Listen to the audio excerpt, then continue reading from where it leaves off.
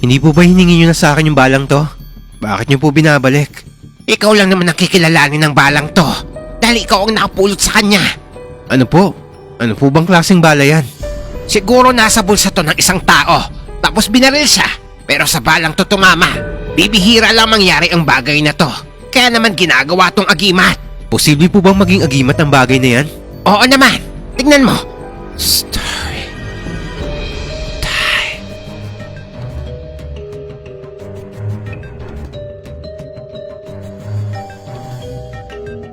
Ako si Dudong. 57 years old na ngayong taong to. Gusto ko lang ibahagi ang karanasan ko na nangyari noong 1988 sa isang tagong bayan sa lalawigan ng Leyte. Pasensya na kung hindi ko masasabi ang eksaktong lugar, pati na rin ang mga tunay na pangalan sa kwento kong to, para na rin sa ikatatahimik ng mga taong involved rito. Nakilala ako sa lugar namin bilang alias Dudong Bala. Sa ngayon ay bihira na ang nakakaalam ng kwento ko dahil hindi na to pinag-uusapan ng mga tao sa lugar namin bilang proteksyon na rin sa akin. Simula pagkabata ko ay si Lolo Baldo na ang nag-aalaga sa akin. Magkasunod kasing namatay ang mga magulang ko dahil sa malubhang sakit. Na mga panahong to ay hindi pa masyadong sibilisado ang lugar namin. Liblib to at ang kubo namin ay nasa paanan ng bundok. Pag-aalaga ng mga manok at pagtatanim ng gulay ang kinabubuhay namin. Malawak ang taniman ni Lolo ng gulay at dinadala namin ang mga to sa bayan para ibenta. Bata pa lang ako ay batak na ang katawan ko sa trabaho. Ako naman kasi ang katukatulong ni Lolo sa taniman namin. Elementary lang ang natapos ko dahil wala naman kaming pera pang tustos para makapag-aral ako ng high school. Kaya nang tumungtong na ako ng 20 anyos ay binigyan ako ni Lolo ng sariling lupang sasakahin.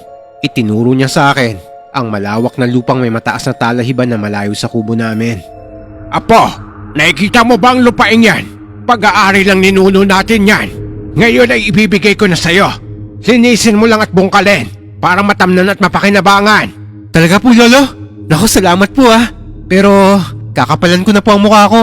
Baka pwedeng dalhin ko na rin si Mumoy dito para may katulong naman ako sa pagbungkal ng lupa. Ano ka ba naman, Apo? Sino ba naman ang magmamana sa lupang yan? At kay Mumoy kundi ikaw lang. Total ay malakas pa naman ang isa nating kalabaw. Kaya ibibigay ko na rin sa si Mumoy. Si Mumoy ay anak ng alagang kalabaw ni Lolo. 10 taong gulang pa lang ako noon nang ipanganak si Mumoy. Kaya halos sabay na kaming lumaki ng kalabaw na yon. Simula nang ipanganak si Mumoy ay ako na ang nag-aalaga at nagpapastol sa kanya. Kaya sobrang mahal na mahal ko ang kalabaw na yon. Malaking tulong din siya sa amin ni Lolo dahil hindi na kami nahihirapang magbungkal ng lupa. Lolo, bala kong dito na rin magtayo ng kubo para naman araw-araw ko maalagaan ang mga tanim ko. Sige, tutulungan kitang gumawa ng kubo para sa ganun ay asawa na lang ang poproblemahin mo. Lolo naman, wala pa sa isip ko ang pag-aasawa. Tataniman ko muna ang lupang to para naman hindi nakakahiya sa pamilyang mapapangasawa ko. Aba tama yan na po. Kahit mahirap tayo, basta may tanim tayong gulay ay hindi magugutom ang pamilya natin. Hapon na, nang matapos kami sa paggawa ng kubo ni Lolo. Hindi na ako sumama sa pag-uwi ni Lolo sa bahay namin dahil gusto kong matapos kaagad ang paglilinis sa lupa. Matapos ko itong linisin, ay isinama ko na si Mumoy para sa pag-aararo. Hanggang ilang buwan ang lumipas at nagsimula na ako mag-ani ng mga pananim kong gulay. Malawak ang taniman ko ng kamote at mga gulay. Talagang maganda ang lupa rito kaya malusog at malalaki ang naging lamang ugat nito. Pagkatapos ay dinala ko sa bayan ng mga naani kong kamote, saging at gulay para ipagbili. Doon din sa bayan ako nakabalita tungkol sa mga ninanakaw na kalabaw at baka. Talamak na naman pala ang pagnanakaw ng mga kalabaw. Kaya ikaw Mumoy, huwag kang sasama kapag hindi mo kilala ang humawak sa'yo ha. Mag-ingay ka para magising ako at hindi ka nila makuha ha. Malaki-laki ang benta ko ng araw na to. Nakabili ako ng bigas at masarap na ulam nito. Habang pauwi ay napadaan kami sa tapat ng sabungan. Isang mayamang negosyante ang nagtayo ng iligal na sabungan dito sa lugar namin. Hindi naman maipasara to dahil malakas ang kapit ng may-ari. Kahit liblib at bihira ang nagsasabong dito sa amin, ay dinadayo naman to ng mga taga-ibang lugar. Kaya palaging matao rito. Pagdaan ko rito, mukhang tapos ang tupada dahil hapon na rin. Wala na ring mga sasakyang nakaparada sa tapat nito. Pero ang 5 siga na tauhan ng pasugalan ay nakatambay sa tindahang madadaanan ko. Kinabahan pa ako nito dahil humarang sila sa daanan ko. Kaya napilitan akong pahintuin si Mumoy. Oh, marami kang benta. Madaming laman tong kariton mo kanina. Tapos ngayon, ubos na. Hindi naman po mahal ang paninda ko. Kaya sakto lang ang kita ko, boss. Alam mo, pinalas kami kanina eh. Natalo ang manok namin. Baka naman pwede mo kaming bigyan ng pera para mabawi kami bukas. Boss, naipambili ko na ng bigas at ulam eh. Huwag ka namang madamot, bata. Wala na talaga boss eh. Pasensya na, malayo pa kasi ang uuwian ko kaya padaanin nyo na ako. Kung binibigay mo na sana ang pinagbentahan mo, hindi na sana tayo nagtatagal dito. Ano, magbibigay ka ba o kailangan mo pang masaktan? Ayoko po ng gulo boss. O ayaw mo pala eh. Di bigay mo na sa amin ang pera mo. Dahil ayoko ng gulo, ay napilitan akong ilabas ang kinita kong pera nito at iniabot ko lahat sa kanila. Nagtawanan naman ang mga kasama niya bago umalis sa dadaanan ko. Magbibigay ka rin pala eh. Inintay mo pang uminit ang ulo ko. Mariin kong itinikom ang kamao ko habang papalayo sa kanila. Sabay bulong na may araw din sila sa akin. Mahilig kasi talaga manikil ang mga grupo ng mga to. Kaya sikat sila sa lugar namin. Sikat sila sa pagiging barumbado. Palibasa ay mayayamang negosyante ang may hawak sa kanila. Pagka-uwi ko ng kubo, ay sinalubong kagad ako ni Lolo na malaki ang pagkakangiti sa akin. Apo, kamusta? Masaya ba sa pakaramdam na kumita ka ng sarili mong ani? Opo Lolo, kaso hinarang ako ng grupo nila Mang Fredo kanina eh. Ay, perwisyo talaga ang mga yan. Sana dumating ang araw na makahanap rin sila ng katapat nila. Sino naman po ang maglalakas ng loob na gawin yan? Halos lahat ata ng taga rito ay takot sa kanila. Hayaan mo na lang, Apo. Ang importante ay hindi ka nila sinaktan. Sa susunod ay lumihis ka na lang ng daan. Hindi na baling mapalayo. Basta makaiwas ka lang ng gulo. Ay nako, oo nga po. Ganyan na nga po talaga ang gagawin ko sa susunod Lo. Nang makauwi si Lolo, ay itinali ko na rin si Mumoy sa lilim ng malaking puno para na rin makapagpahinga siya. Pero bandang alas 11 ng gabi ay naaalipungatan ako nang marinig ko ang malakas na tunog ng kalabaw ko. Napabalikwas ako ng bangon at sinilip ang kinalalagyan ng kalabaw ko. Nakita ko ang grupo ng kalalakihan na hinahatak ang tali ni Mumoy. Madilim ng oras na to kaya hindi ko sila kagad nakilala. Kaya mabilis ko na lang kinuha ang itak ko at patakbong lumabas ng kubo. Hoy! Mga pesteng yawa! Lubayan niyo ang kalabaw ko! Ang malas mo naman, bata.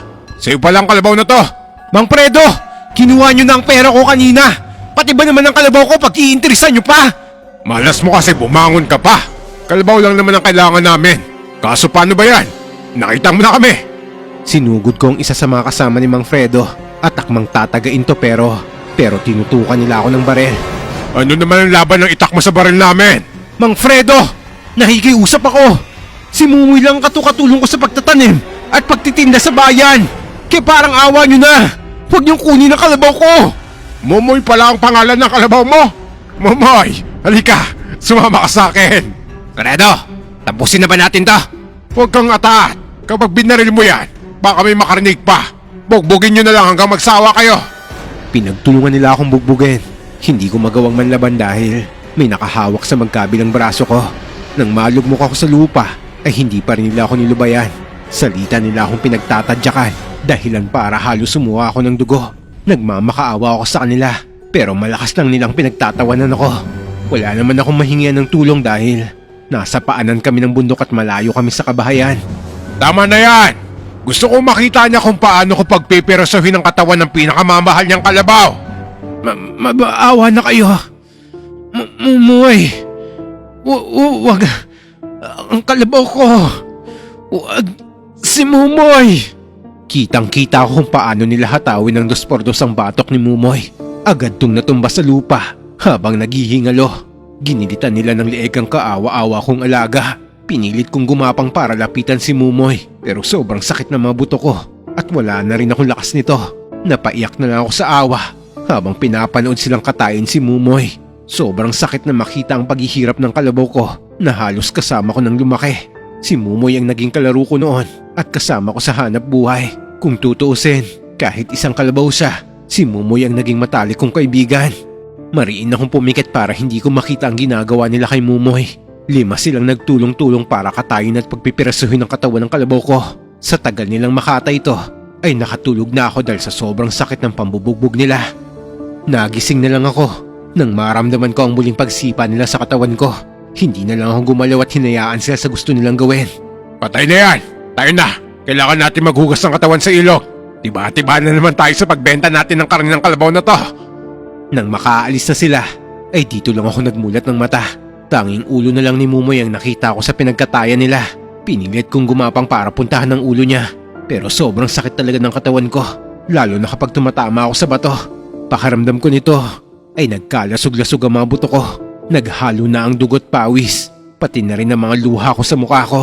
Hindi ko lubos na maisip na ang alaga ko mula pagkabata at katukatulong ko sa pagtatanim ng gulay kinatay lang ng mga walang pusong tao. Dahil sa sobrang sakit at panghihina ko ay tuluyan na akong nawalan ng malay. Nang bumalik ang ulirat ko ay nandito pa rin ako sa pwesto kung saan ako nakahiga. Bumalik sa alaala ko ang mga nangyari. Kaya naman napadakot ako sa lupa dahil sa sobrang galit. Pinilit kong maupo at tinikom ng marahan ng kamao ko. Nagkalat ang dugo sa lupa, lalo na sa pwestong pinagkatayan nila ng kalabaw ko. Pangako, Mumoy, ipaghihiganti kita. Nadurog ang nadakot kong lupa dahil sa higpit ng pagkakatikom ng palad ko. Nalaglag ang lupang nadakot ko hanggang sa maramdaman ko ang isang matigas na bagay sa palad ko. Nang tignan ko to ay nakita ko ang isang bala ng barel. Balot na to ng mga lupa kaya sigurado kong hindi to galing sa baril ni Mang Fredo. Para bang matagal na tong nakabaon sa lupa dahil sa maraming dumi nito. Pinagmasan ko to ng maigi. Parang bala to ng M1 rifle pero may UP sa parteng ibaba na para bang may tumama dito matigas na bagay. Habang pinagmamasdan ko ang bala ay muli kong naalala si Mumoy, pati na rin ang ibang mga bakat kalabaw na nabiktima ng mga magnanakaw na yon. Mariin kong tinikom ang palad ko habang hawak ang bala ng baril bago nagbitiw ng isang pangako. Bibigyan ko ng hustisya ang pagkamatay mo, Mumoy. Ipakukulong ko sila para wala na silang mabiktima pa. Pangako ko yan sa'yo. Nasa ganito akong kalagayan nang matanaw ko si Lolo na paparating papunta sa akin. Muli akong napaiyak dahil sa wakas ay may dumating ng makakatulong sa akin. Diyos ka po, Dudong! Ano nangyari sa'yo, Apo? Bakit duguan ka? Lolo, si Mumoy. Kinatay nila si Mumoy. Napatingin si Lolo sa itinuro ko kahit siya'y napaluha nang makita ang ulo ni Mumoy na nakakalat sa lupa. Pinilit niya akong itayo at inalalayan hanggang sa makapasok kami sa loob ng kubo. Pagkatapos ay nagpaalam na siya sa akin para sunduin ang matandang manggagamot para gamutin ang mga sugat at pasako sa katawan. Malayo kasi ang ospital sa amin kaya naman umaasa lang kami palagi sa tulong ng albularyo. Hindi naman nagtagal ay bumalik na si Lolo kasama si Tandang Enteng na kilalang mahusay na albularyo sa amin.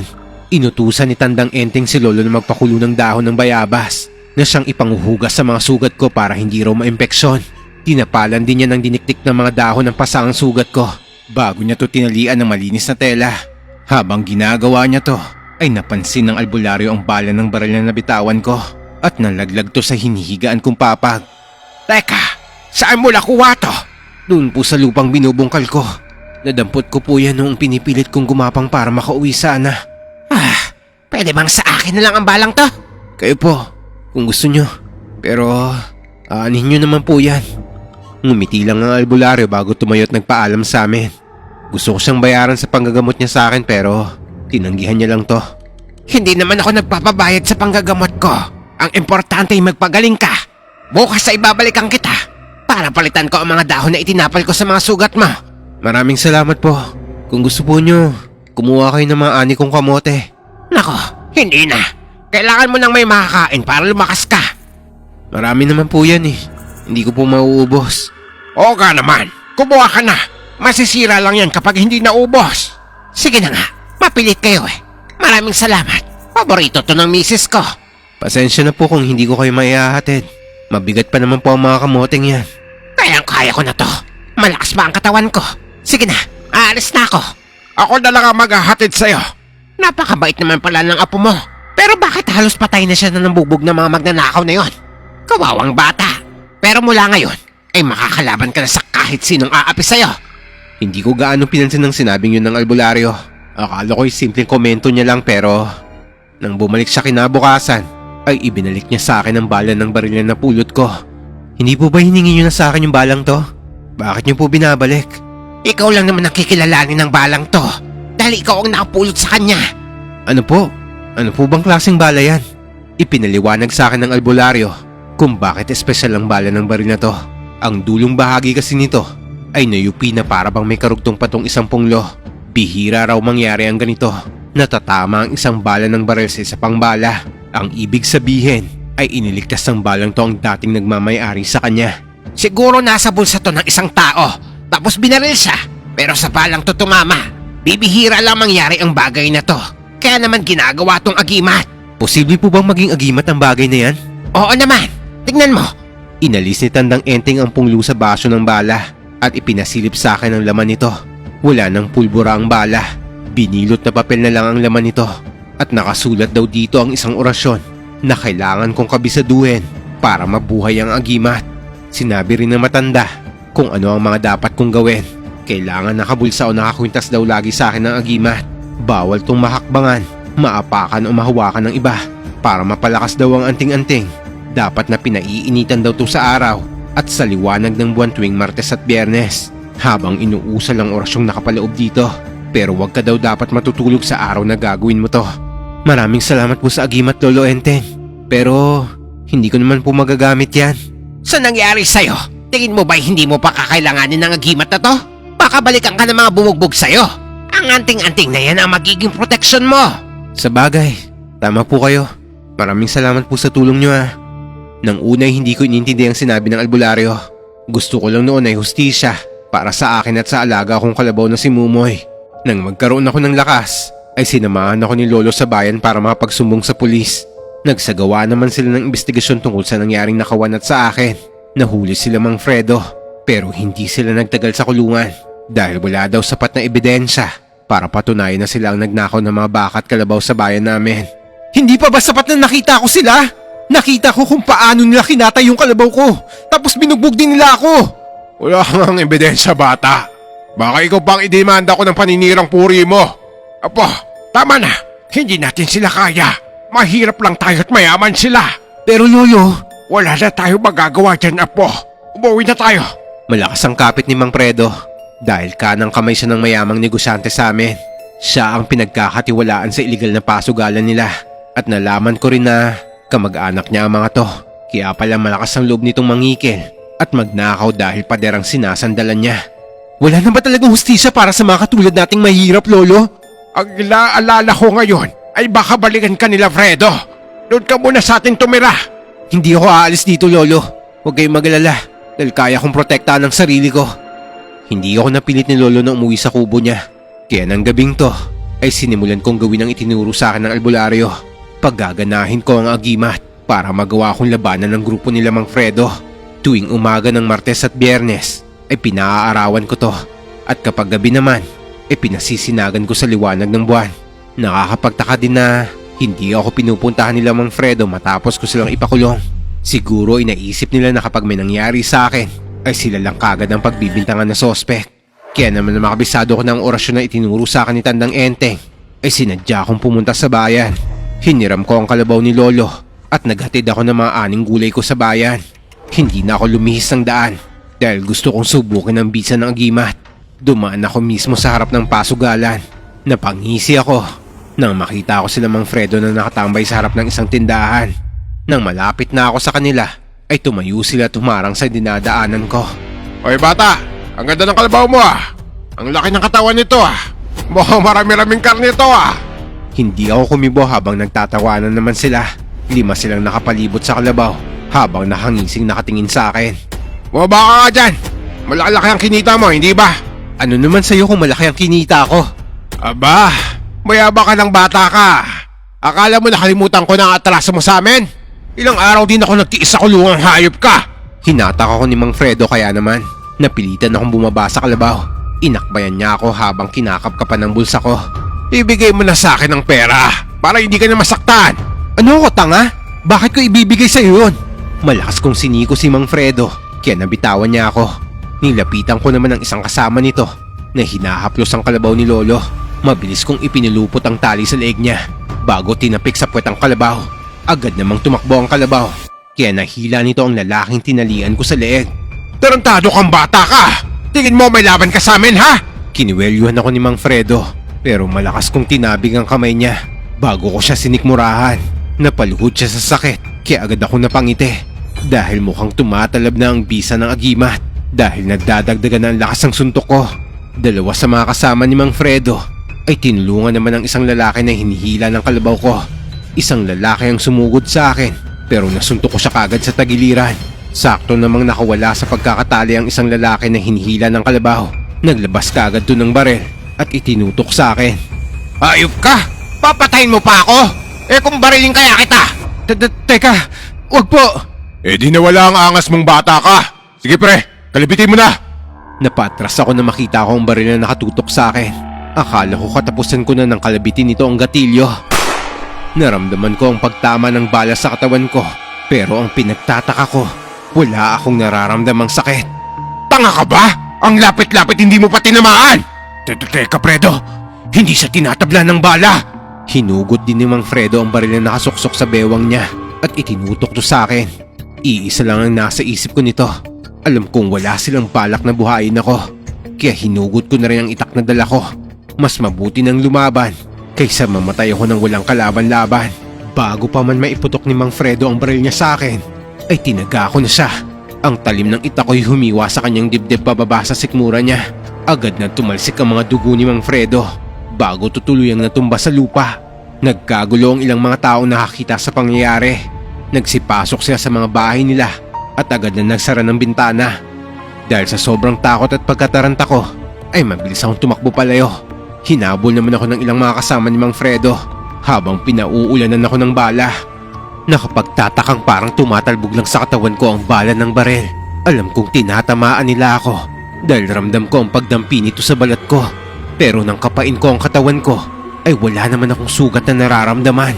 Hindi ako tumigil sa pagtakbo dahil sa takot na nakapatay ako ng tao. Pagdating ko sa kubo, ay agad ako nagsara ng pinto at mga bintana.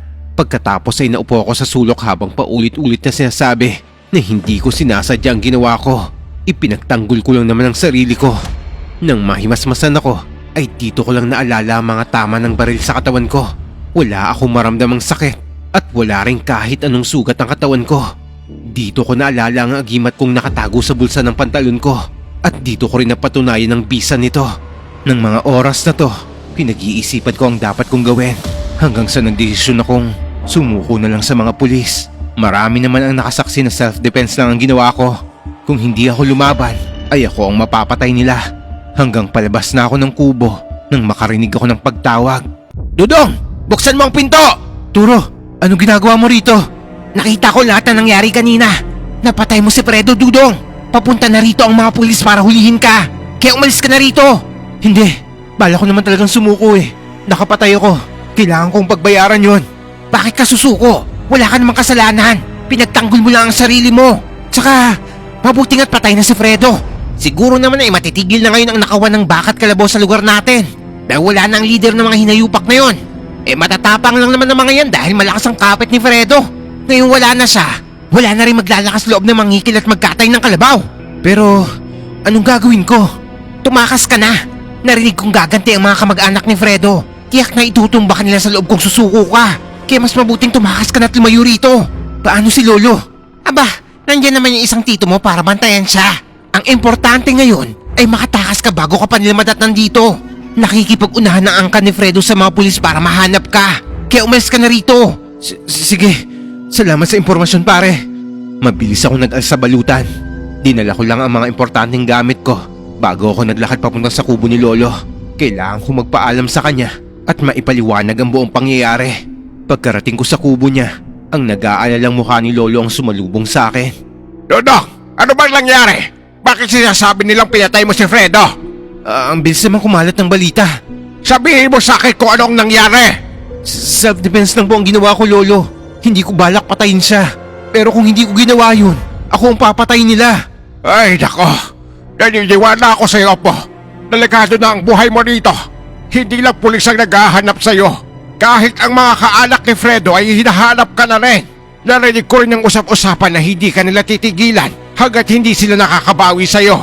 Malakas ang impluwensya ng pamilya ni Fredo. Kaya umalis ka na muna sa bayan natin. Pumunta ka sa Samar, dun sa tiwin mo.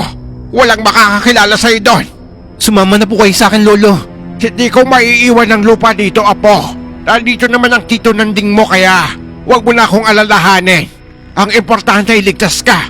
Sige na, Apo. Wala akong nagawa na pilitin ako ni Lolo na umalis na rin. Naglakad na lang ako papunta sa bayan habang may saklob na damit ang ulo ko at tanging mata lang ang nakalitaw. Nakasuot din ako ng salakot para itago ang mukha ko. Nang nasa kabayanan na ako, bigla akong nakasalubong ang mga nagpapatrol ng mga pulis. Kasama nilang isa sa mga barkada ni Fredo.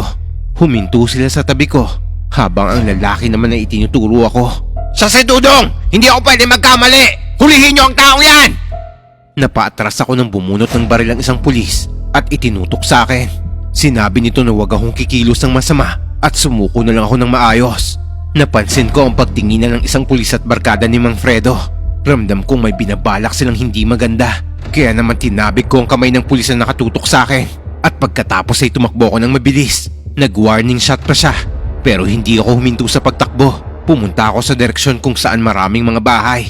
Ito lang ang naisip ko para mailigaw ang mga humahabol sa akin. Umakyat ako sa bakod at tumalon papunta sa bakuran ng isang bahay. At dito nagtago. Nakarinig ako ng isang sitsit. At nang lingunin ko to, ay nakita ko ang isang matandang lalaki na tinatawag ako. Lumapit ako sa kanya at humingi ng pasensya dahil pumasok ako sa bakuran niya nang walang pahintulot. Ikaw si Dudong Bala, hindi ba? Dudong Bala? Oo, marami ang nakakita sa ginawa mo.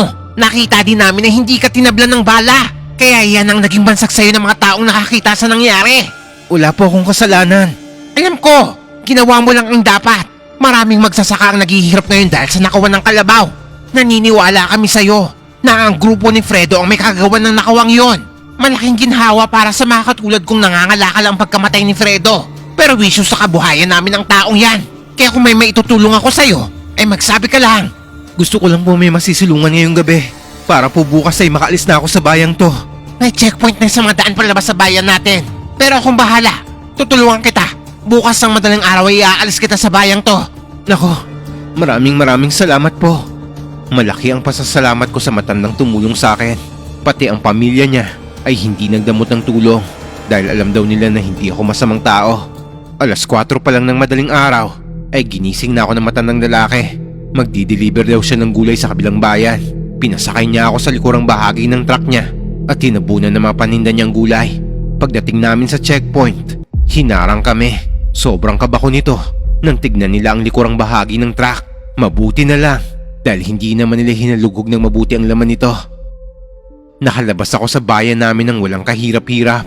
Pagdating namin sa kabilang bayan, ay inihatid na ako ng matanda sa sakayan kung saan ako makakasakay papuntang Samar. Maraming salamat po sa tulong nyo. Wala yon. Kung tutuusin, dahil sa ginawa mo, ay parang nakamit na rin namin ang hustisya sa pagkawala ng 3 alaga naming baka. Wala na rin mangingigil sa akin tuwing nagbebenta ako ng gulay. Kaya maraming salamat, Dudong Bala. Sana'y makapagbagong buhay ka kung saan ka man pupunta. Ang lihim mo'y itatago namin habang buhay. Halos maluwa ako sa sinabi ng matanda. Pero kahit ganito, nasa dibdib ko pa rin ang pagsisisi na pasan-pasan ko hanggang ngayon. Gaano man kasi kasama si Mang Fredo, tao pa rin siya. Buhay pa rin ng tao ang inutang ko na dapat kong pagbayaran. Matagal ako nagtago sa lupain ng tiwin ko. Liblib din kasi ang lugar niya at nasa paanan ng bundok. Nagpalit ako ng palayaw para hindi ako matuntun ng mga naghahanap sa akin. Sa paglipas ng mga taon ay tuluyan kong natakasan ng batas na umuusig sa akin. Pero kahit kailan ay hindi ko matatakasan ng konsensya ko. Tuwing mahal na araw ay sumasama ako sa mga nagpipinitensya sa amin. Nagpapapako ko sa krus dahil sa paniniwalang mababawasan nito ang mga kasalanan ko. Alam kong marami sa inyo ang huhusga sa akin dahil sa mali ang ilagay ko ang batas sa mga kamay ko. Patawarin nawa ako ng lumikha sa nagawa ko. At sana makapulot kayo ng aral sa binahagi ko na huwag niyong ilalagay sa mga kamay niyo ang hustisyang hinahangad nyo. At wag na wag niyong gagamitin sa masama kung sakaling magkaroon man kayo ng katulad sa akin, ang magkaroon ng isang agimat.